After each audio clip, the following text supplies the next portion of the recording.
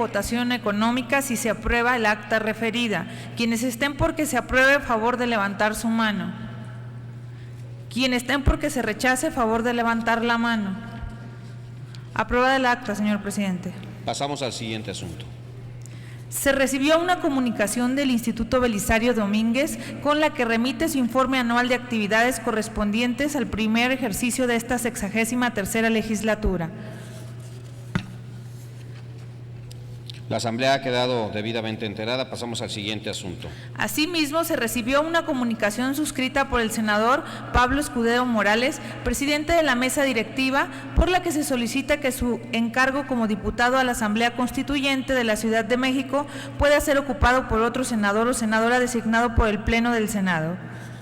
Túrnese a la Junta de Coordinación Política para sus efectos correspondientes. Permítame, secretario. Senador Lozano, dígame. Gracias, presidente. Yo creo que no se equivocó la secretaria cuando dijo que eran 10 senadores y no 100 senadores acreditados. Somos 10 senadores aquí en la sala de plenos. No sé cómo podemos sesionar. No lo entiendo. Gracias. Tenemos registro de asistencia. Continúe la secretaría. Doy lectura al punto resolutivo del acuerdo. Informo a la Asamblea que la mesa directiva suscribió un acuerdo en relación con el Comité Directivo del Instituto Belisario Domínguez, al cual solicito a la Secretaría de lectura en su parte resolutiva.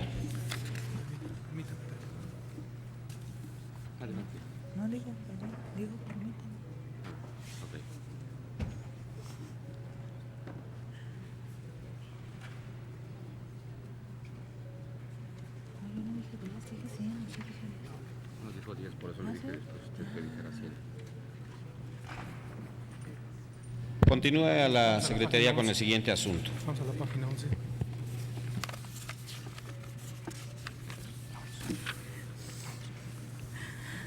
Le informo, presidente, y también a la Asamblea que se recibieron oficios de la Secretaría de Gobernación con los que se remite el cuarto informe de labores de las Secretarías de Desarrollo Social y de Relaciones Exteriores.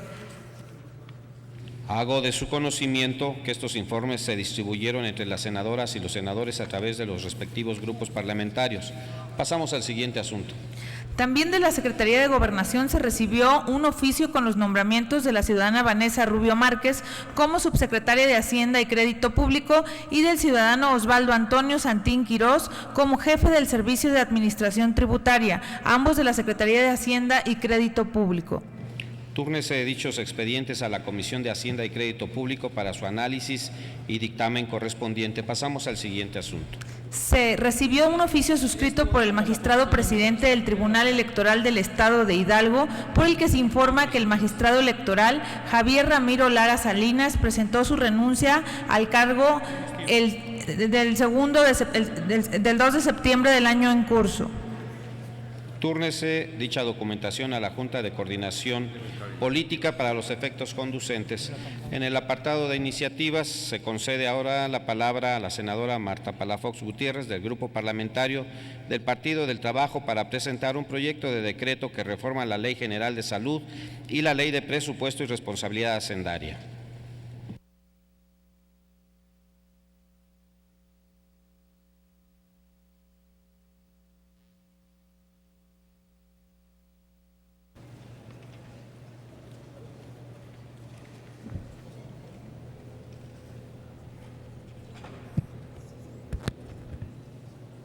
Con su permiso, señor presidente, compañeras y compañeros senadores, una de las grandes asignaturas pendientes que tiene nuestro país es atenuar la desigualdad social que se observa en carencias que el Coneval señala en los indicadores de pobreza.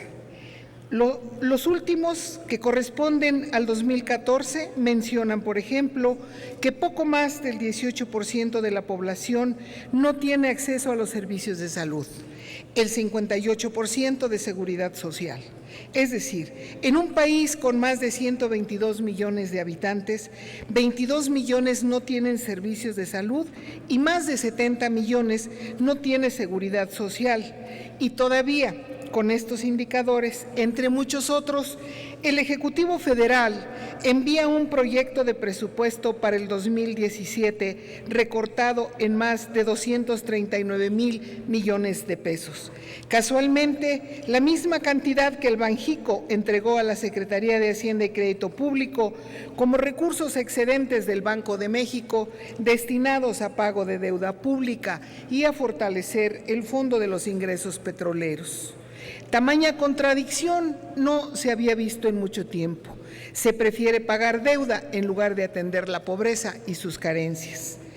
Ustedes saben que la salud materno-infantil es un derecho humano que se encuentra contenido en tratados internacionales que el Estado mexicano ha suscrito y que a su vez está consagrado como un derecho fundamental en la Constitución que debe ser atendido por el Estado con carácter prioritario. También el artículo 24 de la Convención sobre los Derechos del Niño, adoptada y abierta a la firma y ratificación por la Asamblea General de las Naciones Unidas en su resolución 44/25 de 20 de noviembre de 1989, establece, primero, los Estados partes reconocen el derecho del niño al disfrute del más alto nivel posible de salud y a servicios para el tratamiento de las enfermedades y la rehabilitación de la salud. Los Estados partes se esforzarán por asegurar que ningún niño sea privado de su derecho al disfrute de esos servicios sanitarios. El artículo 1 de nuestra Carta Magna estipula que todas las personas gozarán de los derechos humanos reconocidos en la Constitución y en los tratados internacionales de los que el Estado mexicano sea parte. Del mismo modo, el artículo 4 constitucional, en su párrafo 4, consagra que toda persona tiene derecho a la protección de la salud, principio que se encuentra previsto en el artículo 3 de la Ley General de Salud.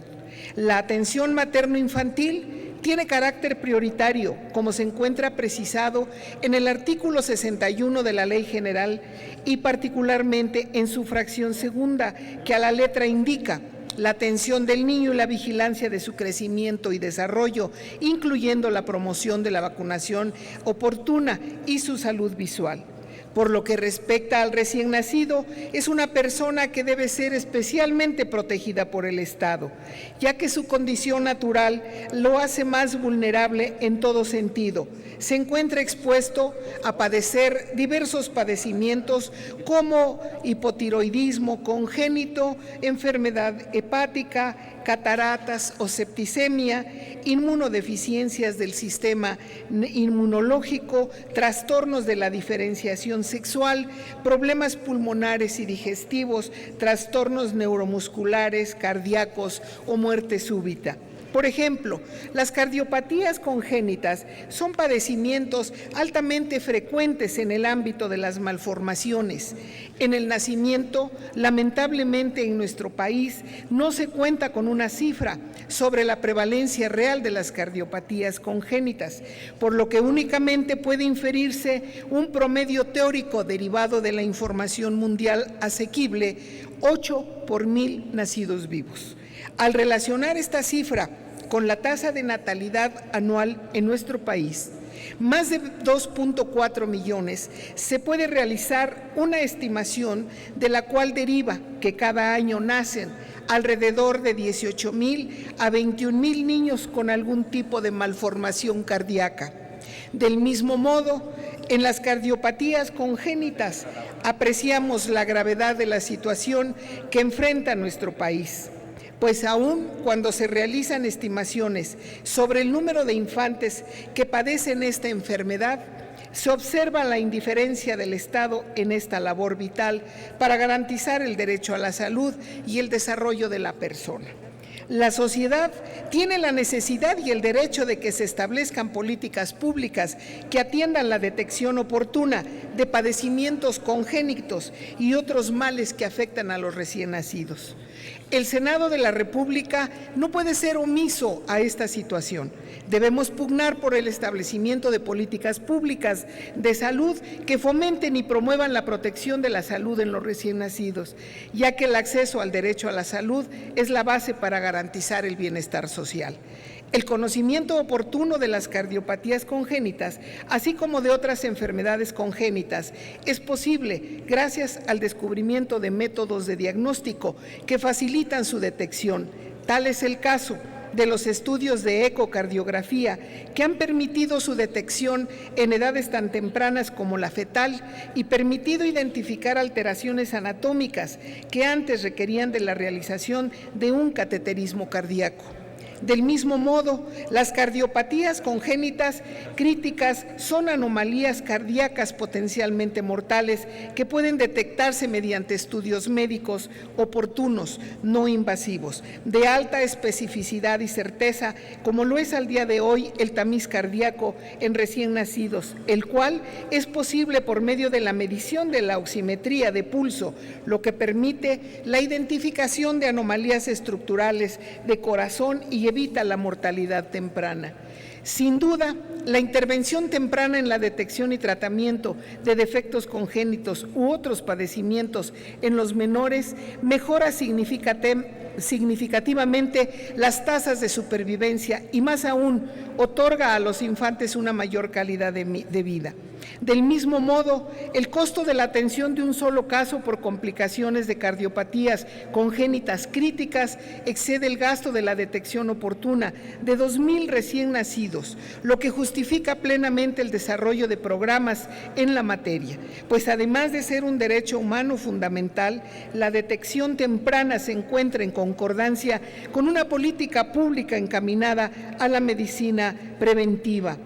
Para ilustrar esto, un referente importante en la detección oportuna de defectos congénitos se ha dado en el estado de Hidalgo, a donde arriba de 6,000 niños han sido tamizados en 2 etapas y ahí han dado un buen resultado y tienen ya seguramente datos específicos de los niños recién nacidos tamizados, de entre los cuales 40 resultaron con cardiopatías congénitas, 4 críticas y 1 defunción por incompatibilidad con la vida. La política pública en esta materia ha demostrado que es posible llevar a cabo estas políticas en el ámbito de la salud, donde se ha demostrado que el derecho a la salud es la atención a los recién nacidos garantizada por el Estado. Del mismo modo, en el orden internacional también ha habido importantes estudios referidos a estos padecimientos que han motivado el desarrollo de políticas públicas en la materia. Por ejemplo, el artículo Estrategias para implementar un tamizaje para cardiopatías congénitas críticas, en noviembre de 2011, se reunieron un grupo de expertos encabezados por la Asociación Americana de Pediatría y la Asociación Americana del Corazón, entre otras, quienes determinaron que las cardiopatías más frecuentes encontradas son 7: el síndrome de ventrículo izquierdo hipoplásico, atresia pulmonar, tetralogía de Fayot, transposición de grandes vasos, atresia tricúspida, tronco arteriovenoso, anomalías del retorno venoso pulmonar. Ante esta situación, surge la necesidad de realizar un tamizaje cardíaco a los recién nacidos a efecto de obtener la detección oportuna de los defectos cardíacos al nacimiento, para lo cual se utilizó un pulsioxímetro, instrumento que refleja la saturación de oxígeno a través de la realización de pruebas tamizaje dentro de las primeras 24 horas de nacido y una más dentro de las 48 siguientes, con la finalidad de disminuir los resultados falsos positivos. Por ello, los recién nacidos con resultados positivos deben ser evaluados para buscar las causas de hipoxemia y realizar los estudios correspondientes o ser trasladados a otra institución de salud para su mejor tratamiento. El uso de la telemedicina en este caso, realizar un ecocardiograma para comunicarse en zonas remotas es de vital importancia para la atención oportuna del recién nacido. El costo del estudio que este artículo menciona oscila entre 15 a 18 dólares por recién nacido.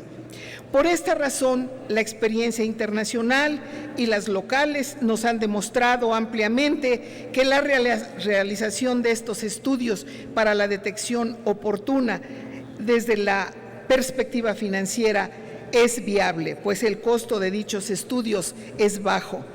En otras palabras, la utilización de pulsiometría es una forma económica y eficaz para la detección de cardiopatías congénitas que al aplicarse en todo el territorio nacional permitiría la detección oportuna de cardiopatías en los recién nacidos.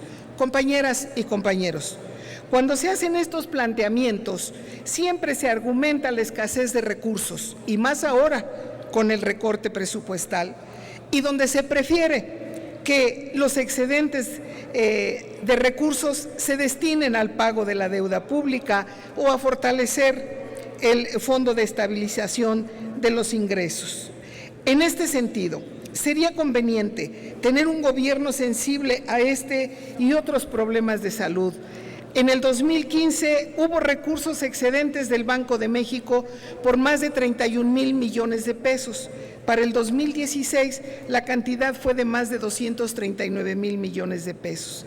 En la hipótesis de que ya se contara con esta reforma propuesta, tendríamos recursos suficientes para atender este problema de salud pública a través de la utilización de pulsiómetros, que como ya lo señalamos son instrumentos que reflejan la saturación de oxígeno a través de la realización de pruebas tamizaje dentro de las primeras 24 horas de los recién nacidos. Solo como ejemplo, de acuerdo a nuestra propuesta, contaríamos con recursos en un rango de más de 3,500 millones o 465 millones de pesos en el peor de los casos. Recursos hay, voluntad para atender este problema requiere también de sensibilidad humana y responsabilidad de gobierno. Por lo anterior, se somete a consideración de esta soberanía la siguiente iniciativa con proyecto de decreto. Artículo único, se reforma el artículo 61, fracción segunda de la Ley General de Salud y el artículo 19 bis de la Ley de Presupuesto y Responsabilidad Hacendaria para quedar como sigue. Artículo 61. La atención materno-infantil tiene carácter prioritario y comprende las siguientes acciones: la atención del niño y la vigilancia de su crecimiento y desarrollo, incluyendo la promoción de la vacunación oportuna de salud visual, la detección temprana de defectos congénitos, trastornos neuronales, cardíacos, auditivos y de la diferenciación sexual. Artículo 19 bis de la Ley de Presupuesto y Responsabilidad Hacendaria. El Ejecutivo Federal, por conducto de la Secretaría, deberá destinar los ingresos que corresponden al importe del remanente de operación que el Banco de México entere al Gobierno Federal en términos de la Ley del Banco de México a lo siguiente: el monto del 28.5% a fortalecer el Fondo de Estabilización de los Ingresos Presupuestarios o al incremento de activos que fortalezcan la posición financiera del Gobierno Federal, y el 1.5% para destinarlo a la atención del niño y la vigilancia de su crecimiento y desarrollo, incluyendo la promoción de la vacunación oportuna, su salud visual, la detección temprana de defectos congénitos, trastornos neuronales, cardíacos, auditivos y de la diferenciación sexual. Muchas gracias, señor presidente. Muchas gracias a usted, senadora Marta Palafox. Túrnese a las Comisiones Unidas de Salud y de Estudios Legislativos. En el apartado de iniciativas tiene el uso de la tribuna la senadora Angélica Araujo Lara para presentar a nombre propio y de senadoras y senadores de los diversos grupos parlamentarios un proyecto de decreto por el que se expide la Ley General de Asentamientos Humanos, Ordenamiento Territorial y Desarrollo Urbano. Tiene el uso de la palabra.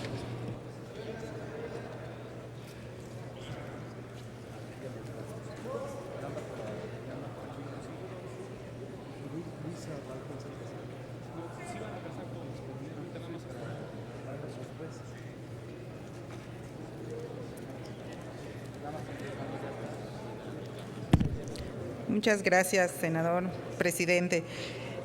Honorable Asamblea, quisiera iniciar la presentación de esta iniciativa dando dos aspectos muy importantes.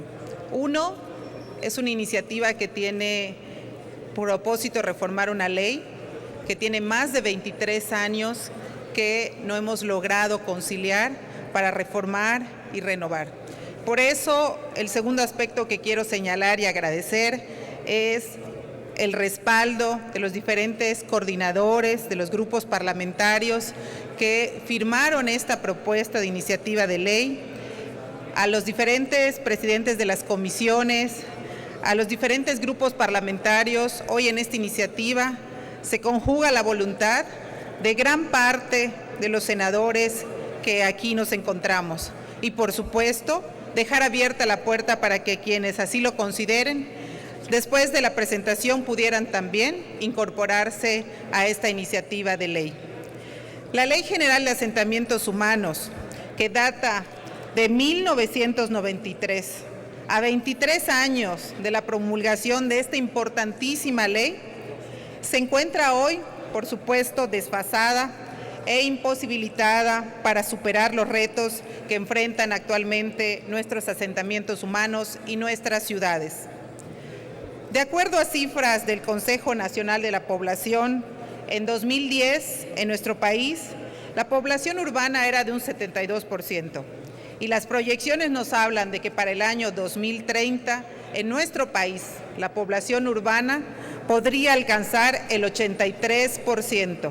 Esto es, prácticamente 8 de cada 10 mexicanos estarán viviendo en ciudades. Esto significa que con la perspectiva de esta iniciativa estamos nosotros atendiendo el cumplimiento de un modelo urbano actual al desarrollarse el crecimiento de centros de población que no cuentan con el debido equipamiento público. De ahí que tendríamos que ver la necesidad de que las personas incrementen las distancias y los trayectos que deberían recorrer para trasladarse a sus escuelas, a sus centros de trabajo, de salud y esparcimiento, con el correspondiente costo social reflejado en un desgaste de los ciudadanos, una afectación, por supuesto, mayor al medio ambiente y, por supuesto, a la agudización de la inequidad y desigualdad socioeconómica. Durante ya algunos años, los legisladores nos hemos cuestionado la vigencia del modelo actual urbano, el sentido de las políticas públicas para el desarrollo y ordenamiento de las ciudades y las metrópolis, y la pertinencia de las reglas que orientan las acciones públicas, sociales y privadas. Es por ello que hoy me es muy grato decirles que culmina una primera etapa de un trabajo que ha llevado muchos años, un esfuerzo iniciado inclusive por senadores y legisladores de pasadas legislaturas, un esfuerzo importante en este trabajo en pro de una reforma urbana que siente las bases para que hoy podamos llegar a la presentación de esta iniciativa. Hoy, al presentarles este documento, se da cauce a horas y horas de trabajo en foros, en reuniones, en trabajo multidisciplinario y síntesis que han hecho posible entre el Ejecutivo, la academia, la sociedad civil, por supuesto los senadores, y llegamos a esta propuesta que podemos asegurarles que es un trabajo serio, con un planteamiento sólido, que busca garantizar a todos el derecho a una ciudad sostenible, sustentable, resiliente, como hablan los objetivos 2030 de la ONU. La iniciativa que ponemos a su consideración plantea que para una reforma urbana efectiva, el Estado debe mantener la rectoría en la determinación del espacio público con una especial atención a las necesidades ciudadanas y coordinación entre las diferentes instancias involucradas. El reto es lograr un modelo de urbanización y metropolización que sea producto del acuerdo entre la sociedad y el gobierno, que tenga visiones de largo plazo y que sea integral al considerar todas las dimensiones del desarrollo urbano que se adaptan a los ciudadanos. El reto es que el espacio público interconecte colonias, barrios y asentamientos entre sí y la ciudad con el exterior, priorizándose la mezcla de usos de manera que los empleos y los equipamientos sociales se localicen donde la gente reside. El reto es garantizar que la urbanización ocurra solamente en las áreas adecuadas para ello, evitando usos urbanos en zonas de riesgo, en las áreas de alto valor agrológico y ambiental, en las que se recargan los acuíferos y en las que han sido consideradas de alto valor patrimonial y paisajístico. Al tiempo, deberemos también proteger las zonas de valor ambiental que le permitan a la ciudad una mayor resiliencia contra los fenómenos naturales, sobre todo ante los nuevos retos del cambio climático. Estos retos requieren de una reforma urbana con visión de largo alcance, que garantice un desarrollo ordenado de las ciudades, y esto solo se logrará participativamente con la sociedad, ya que ha sido ampliamente demostrado por ONU Habitat, la OCDE y todas las organizaciones mundiales que es a través de un modelo de gobernanza territorial que los gobiernos logran definir un nuevo modelo de ciudad y sobre todo cuidarlo y llevarlo a la práctica. La urbanización debe ser un motor de desarrollo con el poder de cambiar y mejorar las condiciones de vida de todas las personas. El rol del gobierno en el desarrollo urbano es el de asegurar que el desarrollo sea ordenado, sea equitativo y sustentable, preparando la infraestructura para ello, las políticas públicas y los instrumentos que lo permitan. En el nuevo modelo urbano se deberá garantizar mecanismos que permitan usos mixtos, mayor compactación y densificación, acceso al suelo para todos, especialmente los de menor ingreso, que actualmente carecen de oferta legal de suelo habitacional bien localizado dentro de las ciudades, y siempre que estos no amenacen la seguridad, la salud, la integridad y el bienestar de las personas, se ubiquen en zonas de riesgo o rebasen la capacidad de los servicios y la movilidad urbana. El nuevo modelo urbano debe reconocer que las ciudades pueden ser más verdes y menos dañinas con el medio ambiente, cuanto más densas y de usos mixtos les permitamos ser. Hay que lograr ciudades competitivas en beneficio de sus habitantes. Se requieren instituciones y reglas que garanticen un ambiente propicio para la competitividad urbana, con políticas, con programas y acciones coordinadas entre los tres órdenes de gobierno. Esta iniciativa persigue que las políticas públicas de ordenamiento territorial, de desarrollo y planeación urbana y coordinación metropolitana de los tres órdenes de gobierno observen una serie de preceptos muy importantes.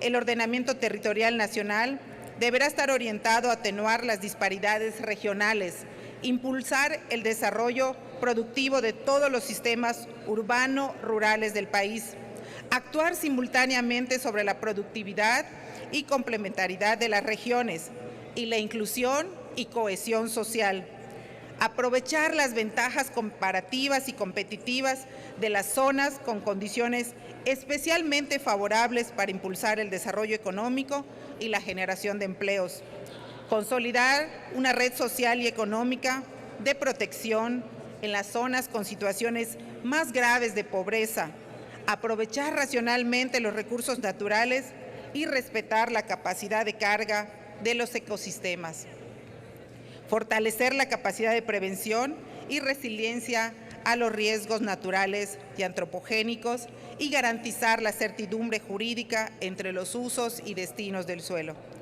En este sentido, también promover una efectiva concertación con la sociedad civil en todas las fases del proceso de formulación y gestión de los planes y programas, ya que es importante el derecho a la ciudadanía, igual de importante que el derecho a la ciudad, así como poner un especial énfasis en la promoción y apoyo al papel fundamental de las zonas metropolitanas para el desarrollo nacional.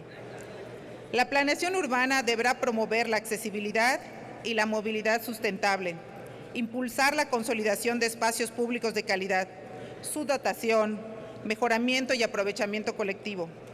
Los mexicanos necesitamos un marco normativo acorde a la realidad, con base en los derechos humanos y robustecidos por los principios internacionales, dejando a un lado los modelos de desarrollo urbano obsoletos y trabajando a favor de nuevas estrategias que nos permitan lograr crear ciudades incluyentes, sostenibles, sustentables y resilientes, siendo los órdenes de gobierno el garante del adecuado desarrollo con la sociedad. Muchas gracias, presidente, por su tiempo y por esta consideración. La verdad es que para mí es gratificante, nuevamente lo reitero, agradecer a los coordinadores, al coordinador de mi grupo parlamentario, al coordinador del grupo parlamentario del PRD, del PAN, al Partido Verde y a todos los coordinadores y a todos los senadores. Llevamos 23 años esperando esta iniciativa y hoy presentamos ante ustedes. Gracias, senador Encinas, por su trabajo valioso, al senador Burques, al senador Hermosillo, a todos los senadores que conformamos las diferentes comisiones. Este es un resultado de un trabajo arduo, ustedes lo saben muy bien, de senadores que nos antecedieron en pasadas legislaturas.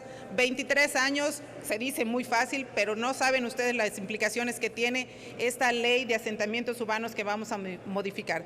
Todo se asienta en un territorio, en la ciudad, en el espacio público, y por eso es para mí gratificante y emocionante estar aquí ante todos ustedes para decirles que hemos concretado este trabajo, valioso trabajo, y que yo espero que todos ustedes, los senadores, nos apoyen y se sumen a aprobar esta iniciativa de ley. Muchísimas gracias, Graciela, Cristina, a todos, gracias por su participación y por su apoyo. Gracias. Gracias, senadora Araujo. Túrnese a las Comisiones Unidas de Desarrollo Urbano y Ordenación Territorial y de Estudios Legislativos Segunda. Esta presidencia declara un receso en la sesión ordinaria para pasar a la sesión solemne.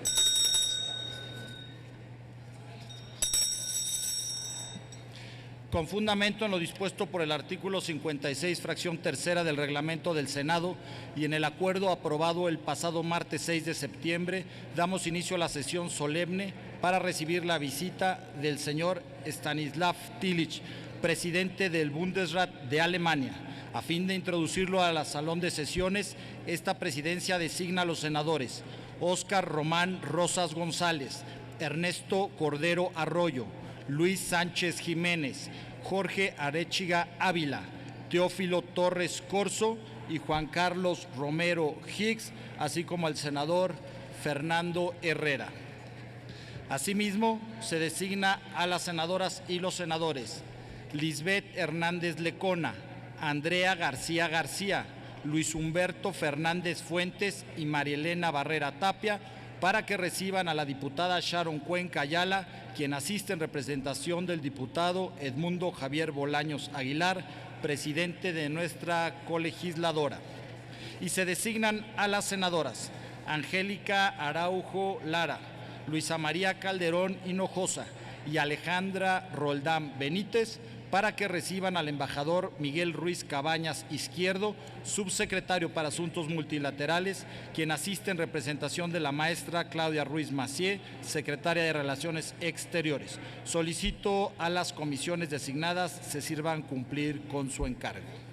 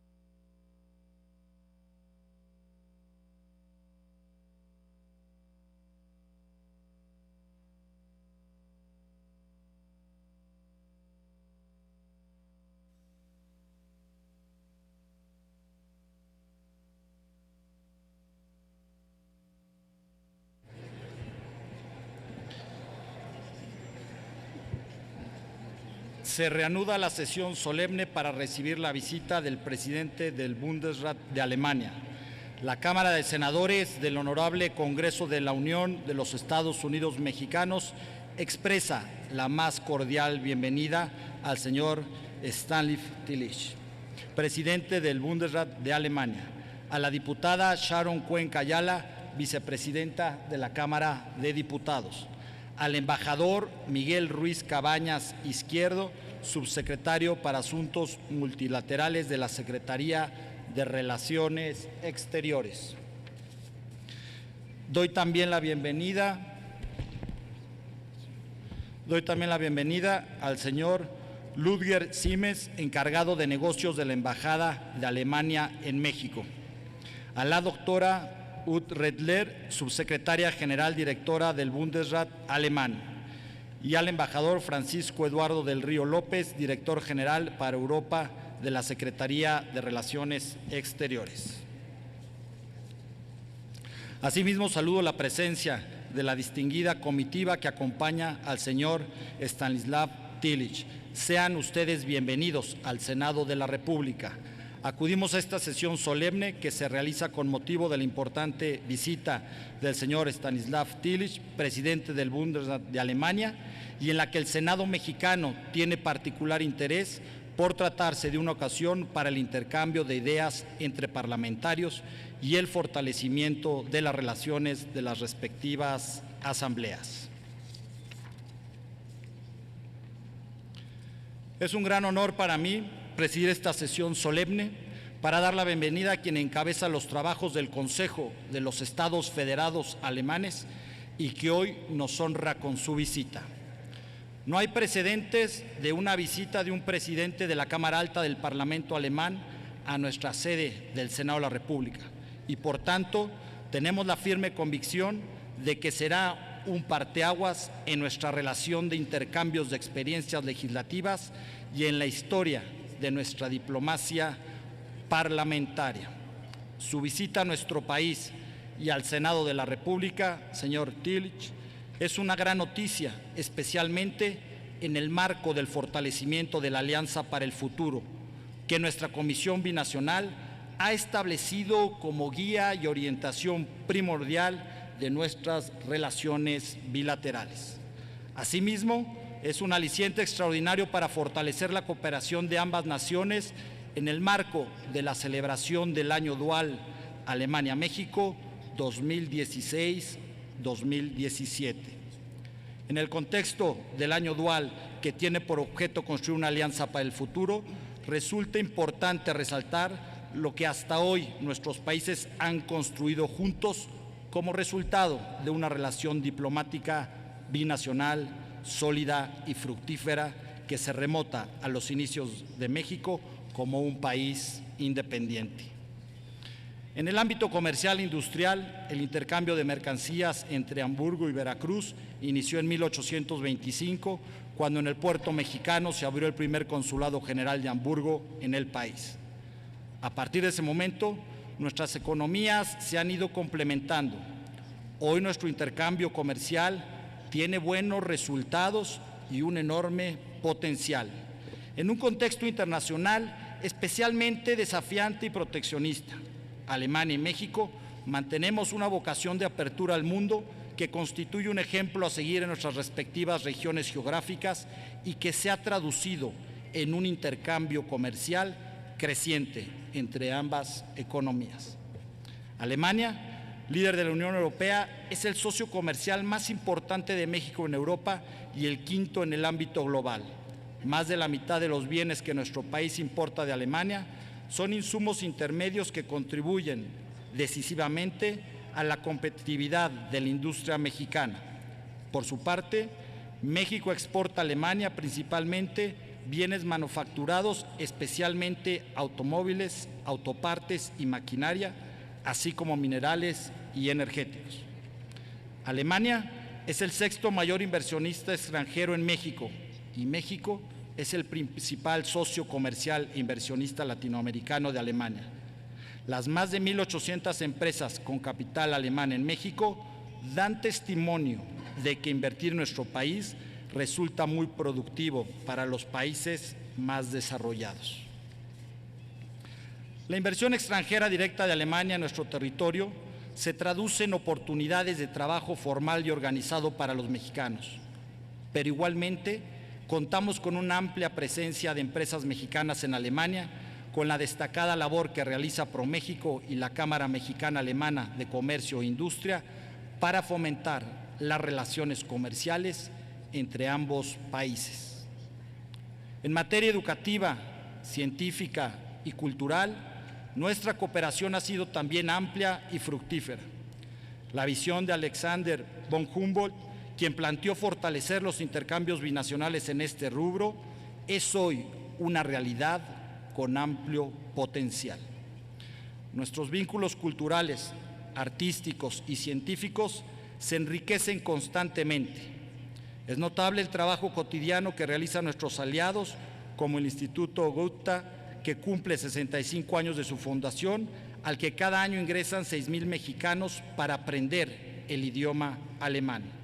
También resalta la labor de las fundaciones alemanas en México, que han contribuido notablemente a la generación de ideas para la construcción del México moderno, así como la participación de nuestra Secretaría de Cultura y nuestro Consejo Nacional de Ciencia y Tecnología, que junto con el Servicio Alemán de Intercambio Académico han contribuido para la firma de múltiples convenios de colaboración binacionales que permiten un importante intercambio de artistas e intelectuales en ambos países. En materia de política exterior, Alemania y México convergen en varios temas. Resalta la gestión que ambos países hacemos en favor del mantenimiento de la paz y la seguridad internacional, la prevención de conflictos, el desarme y el control de armamentos, la reforma al sistema de Naciones Unidas, la protección de los derechos humanos y la apuesta por una ambiciosa agenda multilateral para el desarrollo y el combate al cambio climático. Somos también aliados alrededor de valores comunes.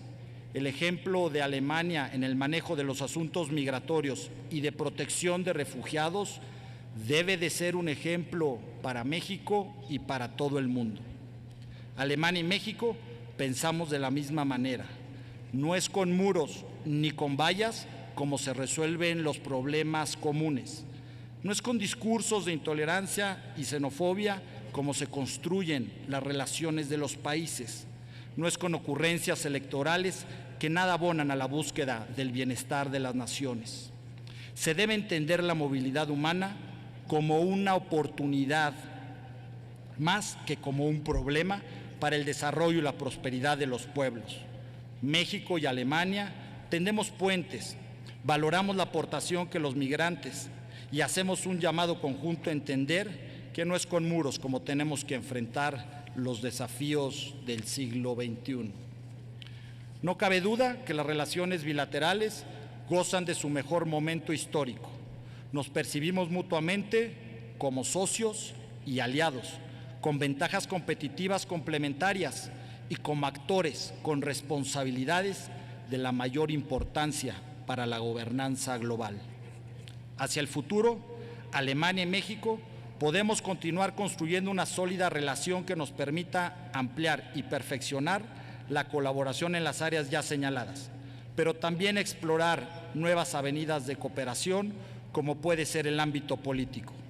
Ambos países nos regimos bajo un esquema de pacto federal que permita la amplia discusión de ideas y esquemas para fortalecer el federalismo. Señor presidente Tillich, la celebración del año dual México-Alemania 2016-2017, que se desarrollará hasta junio del año entrante, ha puesto el acento en 6 ejes temáticos sobre los que se debe construir lo que bien se ha titulado como una alianza para el futuro. La ciencia, la cultura, la educación, la innovación, la movilidad y la sustentabilidad. Todos ellos hacen referencia al imperativo de estrechar nuestra cooperación para conocernos mejor y poner las bases de una nueva etapa de profundo entendimiento mutuo. Le pedimos especialmente que transmita a su gran nación una visión de un país democrático, moderno y una potencia emergente, innovadora y dinámica que enfrenta retos en múltiples rubros, pero que se encuentra en la ruta hacia un pleno desarrollo sostenible con igualdad, en donde exista justicia y equidad. Los mexicanos somos un pueblo amigo, hospitalario, comprometido y patriota, que realiza su trabajo con especial esfuerzo y dedicación cotidiana. Por nuestra parte, reiteramos nuestra admiración al progreso y calidad que ha alcanzado Alemania. Hoy en el mundo, Made in Germany resume la calidad, la innovación, la puntualidad, la seriedad, la confianza, la dinámica, la tecnología de punta y otros adjetivos positivos que el pueblo alemán valora e incorpora en sus actividades cotidianas. Con estos valores, ambos países podemos siempre beneficiarnos del intercambio binacional. Por eso, señor presidente, esperamos que esta visita contribuya a ambas partes para imaginar y diseñar un futuro compartido que honre nuestra larga amistad y nuestras perspectivas comunes sobre un mundo de libertades, responsabilidades globales y prosperidad. Bienvenido una vez más, señor presidente, a esta casa del Pacto Federal Mexicano, que es también su casa. Muchas gracias.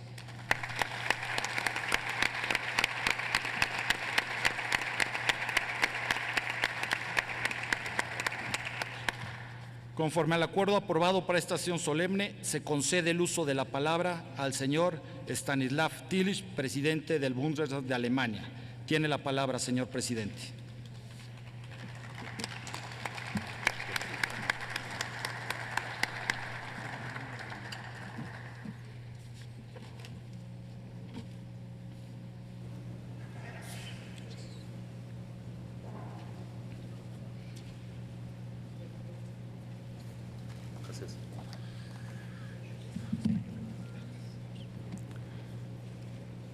Sehr geehrter Herr Präsident des Senatspräsidiums, Herr Senator Pablo Escudero Morales, sehr geehrte Frau Vizepräsidentin, Frau Senatorin Blanca Alcala Ruas, sehr geehrte Mitglieder des Senatspräsidiums, sehr geehrte Fraktionsvorsitzende, Herr Senator Fernando Herrera, Vorsitzender der Koordinierungsgruppe und der Gruppe der PAN-Senatoren, Herr Senator Emilio Gambia Patron, Vorsitzender der Gruppe der Senatoren der PRI, Herr Senator Miguel Barbosa Huerta, Vorsitzender der Gruppe der Senatoren der PAD, Herr Senator Carles Alberto Puente Sales, Vorsitzender der Gruppe der Senatoren der Grün-Ökologischen Partei, Herr Senator Manuel Barlet Diaz, Vorsitzender der Gruppe der Senatoren der Arbeiterpartei.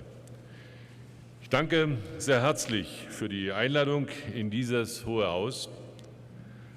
Alexander von Humboldt, der deutsche Forscher mit dem Hang zum Weltenbummeln, vor allem aber mit der großen Begeisterung für diese Region, hat einmal gesagt, wenn man nur ein Fleckchen unserer wunderschönen Erde als Paradies bezeichnen dürfte, dann müsste es Mexiko sein. Alexander Humboldt war ein vielgereister Mann und konnte das einschätzen. Umso mehr freue ich mich, heute bei Ihnen zu sein und zu Ihnen sprechen zu können. Aus dem Bundesrat in Deutschland in den Senato de México. Umso mehr freue ich mich, heute bei Ihnen zu sein und mit Ihnen, wie gesagt, dieses Gespräch zu suchen. Als Präsident des Bundesrates möchte ich Ihnen über den Föderalismus in Deutschland berichten. Der Föderalismus hat in Deutschland eine sehr lange Tradition. Sie reicht bis ins Mittelalter zurück. Nach dem Zweiten Weltkrieg, mit dem Deutschland unermessliches Leid über die Welt gebracht hat, wollten die Besatzungsmächte ganz bewusst einen dezentralen Neuanfang. Zu erschütternd waren die Erfahrungen im gleichgeschalteten Zentralstaat der Nationalsozialisten gewesen.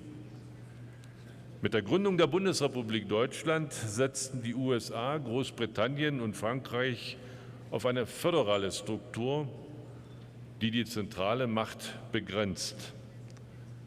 Auch die Mitglieder des Parlamentarischen Rates, der mit der Ausarbeitung einer neuen Verfassung, dem späteren Grundgesetz, beauftragt waren, stellten nach dem Krieg für die Neuordnung Deutschlands klar, Verantwortung und Macht sollten künftig in einem neuen Bundesstaat geteilt werden, nicht nur mit einer Gewaltenteilung zwischen den Verfassungsorganen, sondern auch zwischen Bund, den Ländern und Kommunen. Föderalismus war das Gebot der Stunde. Das Ergebnis ist heute nach der Wiedervereinigung Deutschlands im Jahr 1990 ein Bundesstaat mit 16 Ländern. Un Estado federal con 16 meine estados verehrten federados. Damen und Herren, Ustedes, Senatoren, wissen muy so gut wie estimados ich, señoras y señores senadores, eine saben, al igual que yo, que un tal und ein reparto del Aufteilen der poder, un Kompetenzen reparto de zwischen las der competencias, las Bundesebene atribuciones entre el nivel federal y los estados federados no siempre es tarea fácil. gibt es viel Konkurrenz. Hay muchas rivalidades. Gehen wir zwar meistens auf Por lo demselben general Weg avanzamos nach por el vorn, mismo camino, hacia adelante. aber wir müssen Pero en gelegentlich auch ocasiones feststellen, tenemos que nicht alle constatar, gehen zur no gleichen todos Zeit van in en el mismo momento hacia la misma dirección. Das müssen sie Y auch nicht. no tienen por qué hacerlo Dennoch tampoco. ist Föderalismus Sin embargo, eine el federalismo der es großen una Stärken de las unseres grandes Landes, fortalezas de nuestro país, porque representa Stabilität und estabilidad e identidad, gerade auch in sobre Zeiten todo des en tiempos de rápidas transformaciones. Das sind nicht meine Estas Worte, no son palabras das mías, sind die Worte son unserer las palabras de nuestra Bundeskanzlerin, señora Frau Dr. Angela canciller Merkel, federal, la doctora Angela Merkel, que como jefa de gobierno federal no siempre la tiene fácil con nosotros, los Länder, los Estados federados. Le doy la razón a la señora Merkel. Tal vez precisamente dentro de esa variedad esté la verdadera oportunidad para conseguir una estabilidad. Y tal vez precisamente ese federalismo que a pesar de toda la rivalidad nos obliga a cooperar realmente. Estas dos nociones describen muy bien estos dos polos entre los que estamos en nuestro federalismo, la rivalidad, la competencia y la cooperación. A la vez constituyen una carga y una oportunidad. Quisiera explicarles brevemente por qué es así. Tenemos entonces una competencia, una rivalidad deseada entre los diferentes niveles. Las atribuciones para los diferentes campos políticos están repartidas. Algunas están en la federación, como por ejemplo la política exterior. Otras son competencia legislativa exclusiva de los estados federados, como por ejemplo la educación, pero también la seguridad interior. Esto así está muy bien. Solamente así la política se puede diseñar cerca del ser humano. Solamente así se puede lograr crear leyes y condiciones marco que los seres humanos necesitan y que fomenten la comunidad. Muy bien, hasta aquí. Pero también hay áreas políticas en las cuales la Federación y los estados, por buenas razones, tienen una responsabilidad compartida. Comparten esas atribuciones con una así llamada legislación competida o concurrida. Son, por ejemplo, son sobre todo leyes que repercutan financieramente en la Federación y los estados y obviamente son muchas. Es importante en ese contexto que la rivalidad no se convierta en disputa si al final la pregunta es ¿quién pagará qué? Lo estamos viendo actualmente en Alemania, por ejemplo, en el ejemplo del enorme desafío de los muchos refugiados que están llegando. ¿Quién les da refugio a esos refugiados? ¿Quién paga por su integración cuando se les concede asilo? Pero también aquí la Federación y los Estados federados tienen que cooperar. La cooperación mediante esa legislación concurrente también significa más. Cada ley del Bundestag alemán, de la primera Cámara del Parlamento Federal, tiene que pasar por el Bundesrat. No pocas de esas leyes federales necesitan la confirmación, o sea, la aprobación explícita por el Bundesrat. En el Bundesrat están representados los representantes de los gobiernos estatales y ellos aportan la experiencia de los estados in situ. De esa manera, el Bundesrat garantiza que los estados federados sean escuchados en leyes para toda Alemania y que se tomen en cuenta sus ideas y visiones. Otra misión de la Constitución es que en toda Alemania haya una paridad en las condiciones de vida. Para garantizarlo, existe el instrumento de la así llamada compensación financiera entre los estados federados. Eso es necesario para poder compensar la diferente fuerza económica y fiscal de los diferentes estados federados. Esta compensación financiera estatal significa concretamente que los estados federados más ricos en Alemania asumen más cargas financieras que los estados federados más pobres. Este sistema desde 1969 ha dado muy buenos frutos. Actualmente se trata de reorganizar esa compensación y las relaciones financieras entre los estados federados y el nivel federal. Bueno, se lo imaginarán. Algunos dicen, no queremos pagar más. Otros dicen, pero nos hace falta. Ahora la pregunta es, ¿cómo esta compensación financiera puede ser más justa? Una clave está en la federación, porque los estados federados coinciden al 16-0 y esto es muy poco frecuente en Alemania. Nosotros los estados federados consideramos que la federación, si nos asigna más atribuciones, también nos tiene que compartir más de sus ingresos fiscales. Todos los estados federados coincidimos en que esa compensación tiene que mantenerse como una solidaridad federal viva y vivida. Y esa solidaridad federal entre los diferentes estados federados y entre los estados y la federación es la condición básica para que cada nivel pueda asumir sus tareas y atribuciones. Garantiza que las personas en cualquier parte del país estén a gusto, que encuentren trabajo y que puedan mantener a sus familias. Garantiza que las personas puedan crear una identidad regional y que puedan vivir bien en sus regiones, que les pueda hacer una verdadera patria. Y, por ejemplo, que puedan mandar a sus hijos a la escuela en caminos seguros. Ya lo dije. La educación y la policía en Alemania son atribuciones de los estados federados. Como yo también soy primer ministro del Estado Libre de Sajonia, me llena de gran orgullo que Sajonia sea tan buena en la educación en Alemania. Eso es bueno para las familias y para sus hijos. Es una ventaja competitiva para el emplazamiento del Estado Libre de Sajonia. Y también de eso se trata en esa competitividad de los estados federados. Se trata de recalcar e intensificar las fortalezas regionales y las peculiaridades de cada estado. Lo que se aplica a la economía también se aplica a los estados. La competencia estimula el negocio. Estoy convencido de que esa competencia entre los estados federados de Alemania es algo positivo. Alemania y Sajonia hoy son mi patria. No siempre fue así. Seguramente saben, muy estimados señores y señores senadores, que Alemania después de la Segunda Guerra Mundial durante más de 40 años estuvo dividida en dos países. El hecho de que hoy ya no sea así, el hecho de que Sajonia vuelva a ser un estado federado, se lo agradecemos a la reunificación alemana. Yo crecí en la parte oriente de Alemania, en la ex-RDA, en un estado de organización autoritaria y centralista.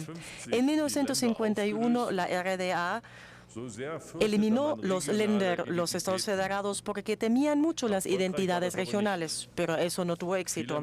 Muchos se seguían sintiendo como sajones, como turingios o como con su identidad de Brandenburgo. Desde 1990, Sajonia nuevamente se está encaminando hacia uno de los lugares industriales tradicionalmente más fuertes de Alemania, hacia un excelente paisaje de investigación y ciencia, y ya llegamos desde hace mucho a un equilibrio presupuestario. La competencia aviva los negocios y la cooperación garantiza la compensación necesaria. Estos son los dos polos en los que estamos en nuestro federalismo y tal vez también sea el secreto de su éxito. A veces puede ser pesado y lento Pero también las piedras que uno encuentra en su camino pueden servir a construir algo bonito. Eso por lo menos lo decía el escritor sajón Erich Kästner. Muy estimados señoras y señores, me complace extraordinariamente que después de esta sesión pueda viajar a uno de sus estados federados, a Querétaro. Ya siento mucha curiosidad de tener una conversación con el gobernador y de poder conocer una parte del federalismo mexicano y de la convivencia federal y federalista. Pero el federalismo no es la única conexión entre Alemania y México. Mi visita también es una contribución al año dual entre Alemania y México que pretende crear una alianza para el futuro. Eso es lo que yo deseo para la futura cooperación entre Alemania y México, una alianza de dos estados federales fuertes. Muchas gracias por su atención.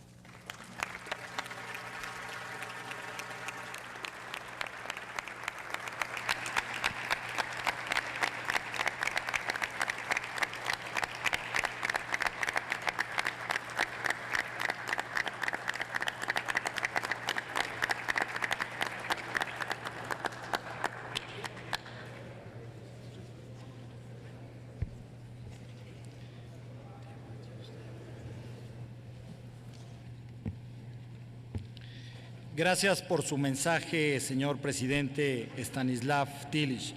Agradecemos su visita al Senado de la República. La interacción entre legisladores de las naciones amigas fortalecen los trabajos de los parlamentos y animan a la relación entre los países. Muchas gracias, señor presidente. También doy nuestro agradecimiento a la diputada Sharon Cuenca Ayala, al embajador Miguel Ruiz Cabañas Izquierdo, por su asistencia a esta sesión solemne. Igualmente agradezco a los distinguidos invitados que nos han acompañado. Solicito a las comisiones designadas se sirvan a acompañar a nuestros honorables invitados hasta las puertas de este recinto. Damos por finalizada la sesión solemne y se solicita a los señores senadores permanecer en sus lugares para continuar con la sesión ordinaria.